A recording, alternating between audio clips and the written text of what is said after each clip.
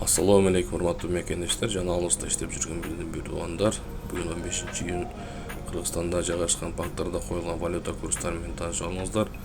Жана видеонун акырына чейин биз менен чогуу болуп, видеого лайк басканды, подписка болгонду унутпаңыздар.